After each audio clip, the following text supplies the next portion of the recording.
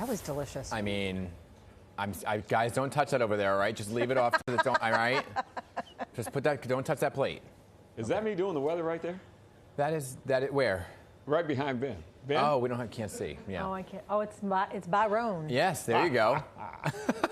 What are we up to, Ben?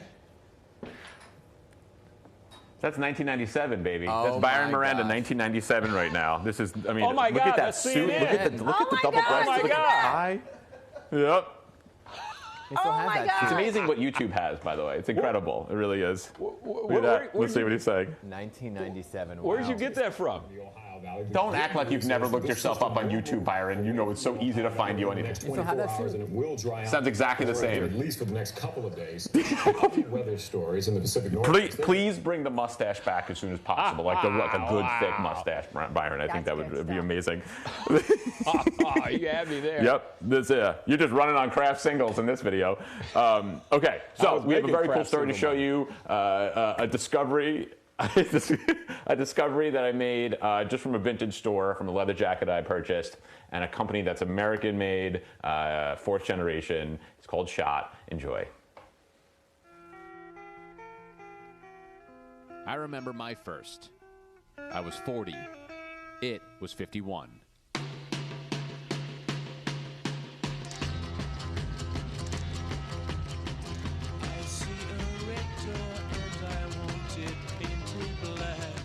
They're better when they're older, experienced, worked in.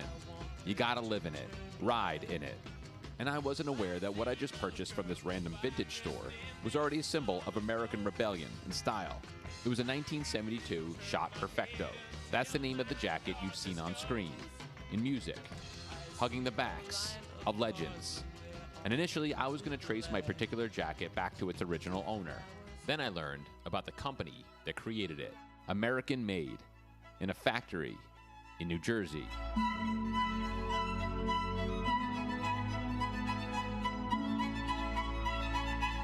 This is something you really don't see anywhere anymore. Aside from the fact that these are actually humans making these clothes and not machines, these humans are located here. It's an industry that many years ago has traveled overseas. But the Shot family refused. A story that's over 100 years old. One that combines vintage pieces that are worthy of a museum and newer ones that are fresh out of this very factory. Which relative of yours began the company? It was my great-grandfather.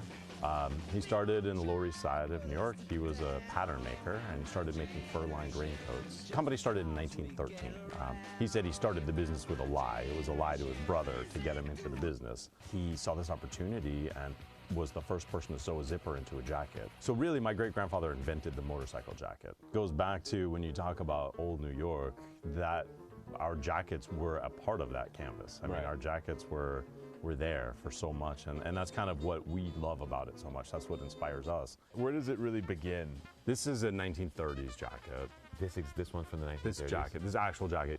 At first I thought this was a women's jacket, but then we realized it's just very high-waisted. This is for a man? This is a men's jacket. Small man? I mean, they were the matching pants that would go with this jacket. This is the precursor to the Village People right here. And all seemed well.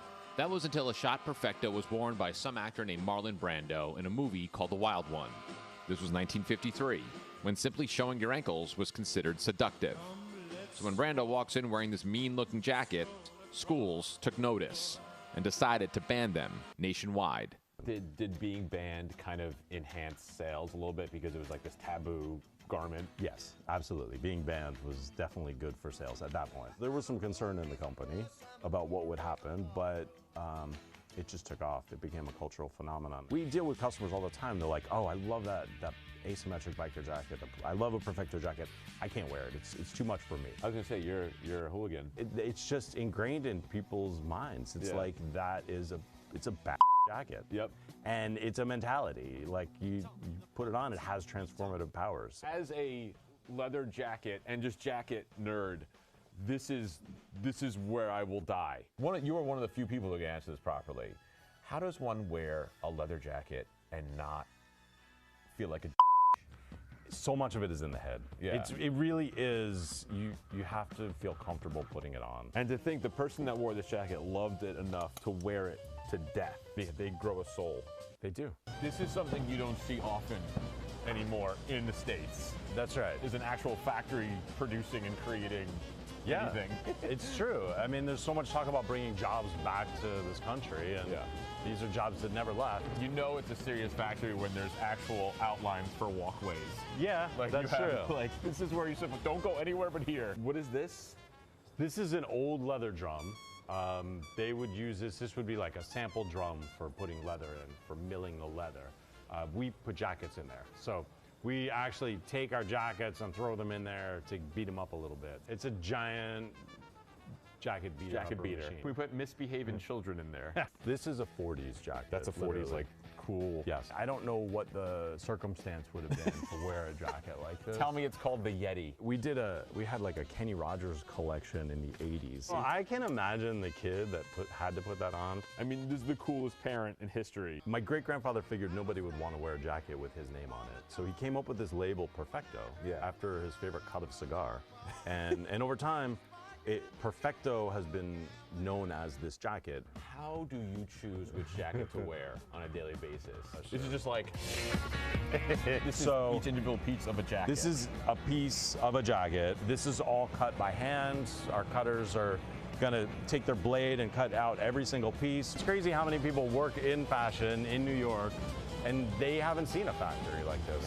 Is this your great-grandfather's fridge right here? Yeah, right? We have a motto here, if something still works. Yeah, keep it. I mean, you should just open this to the public, call it a museum. This is cowhide where the hair is still on there. That's cool. I say grandfather, go for it. This is the Beat It era. Don Gass from Fulton, Minnesota. If you're watching this right now, we have your jacket. Please claim it. Thank you so much. And any drugs that you stole. That has to be a challenge too, because you want to maintain the tradition of the jacket, but at the same time, times are changing and evolving, so you have to be like, we have to keep the old, but implement the new a little bit. Right. I mean, we're using technology to track the process, but we're still applying the same old school techniques. Certain very precise shapes, like a coin flap. Do I really want to know what this is? Yeah. Late 60s. I hope these so. Jackets. This is someone who got way too crazy with a bedazzler, I think. This entire jacket is made out of recycled Ford Mustang parts. No way. So like even you can see the headrests, seats, and interiors of Ford Mustangs. When you're a CPA, you can't wear this. No. Oh, wow. High visibility orange lining so that if somebody went down, they could reverse their jacket and they were more easily spotted. The thing that I love about this jacket, besides the color, is it literally stands up by itself. I would just scare my wife every day. And although I do love my 1970s shot Perfecto, I felt that it was time for an upgrade. Good thing I had plenty of options. You know how hard it was to spend all day here and not try any of these jackets on? I think it's time. My collar popping off right now? A little bit. It happens when I get excited. I think it looks great on you. Pretty great or great? Because we're going great. I wanted a corduroy blazer for years, but my wife thinks I look like a librarian. And I keep telling her that they're cool. I think librarians are cool. I agree. So I just want to kick some right now. you look like you could kiss my Kiss some jacket. I don't even need a denim jacket. You may not even need a shirt underneath. I'm not wearing anything. This is another way to go. Or you could fly free Absolutely. and just let it all go. That's what we're about. But I feel like there's one that truly suits my personality the best. One that you can wear no matter how cold it gets. No matter how cold it gets. There I you feel go. like it was made for me. And Kenny Rogers. It looks fantastic. Like, look at the back. You look great in that. And all is well in the world. All is well. It's a warm hug. And I would gladly walk these halls without a camera, enjoying the history of something millions have loved for over a century, the leather jacket. Oh, how it ages and lays. How it can transform not just an outfit, but a persona. And to think this is where it all began. A small shop on the Lower East Side to a factory in Jersey. A multi-generational company that continues to embrace the rebellious nature of Americana. Through wars and rides and rock gods and movie legends, Schott is a timeline of style dating back to 1913. A family business that's nothing short of perfecto.